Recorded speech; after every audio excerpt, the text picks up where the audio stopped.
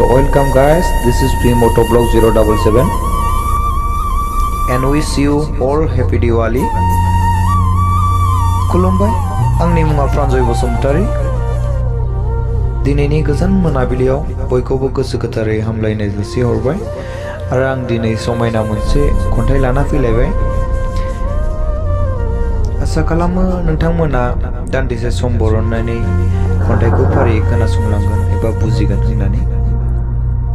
दे बिदिब्ला खन्थाइखौ आवरायजेननोसै। खन्थाइनि मुङा जाबाय बुजिनो मोनै मोनसे धुन। बुजिनो मोनै मोनसे धुन। गावखौनो जोबोर बुजिनो हायै बायदि मोनो आं गावनि मावबोनाय बै समफोरखौ लाना। रागा जोंफ्लाङो, गोबां खोथा बुंनो सानो बयनिबो सिगाङाव, नाथाय साननाया साननायैनो थालांजोबो आंनि।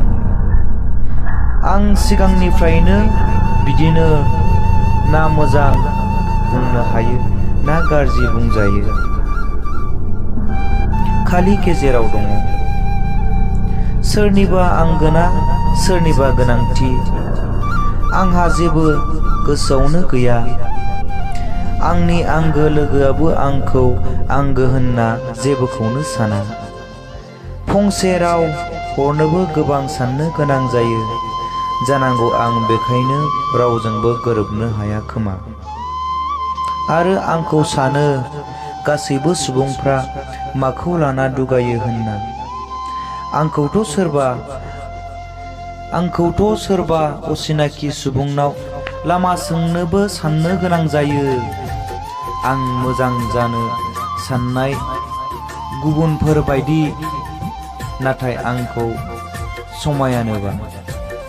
दिनैबो SMS-आव मोजां रायज्लायो, नाथाय कलाव जाया आङो। गुबुनाथ' जेराव थाङो बेयावनो लोगो बानायो, नाथाय आंहाथ' लोगोआनो गैजाया आंजों।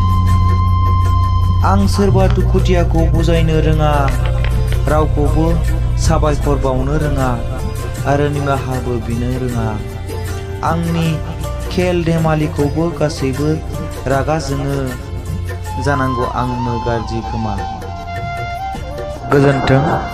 खन्थाइखौ मोजां मोनदोंब्ला लाइक आरो शेयार खालामनो दाबाव। एसेनोसै।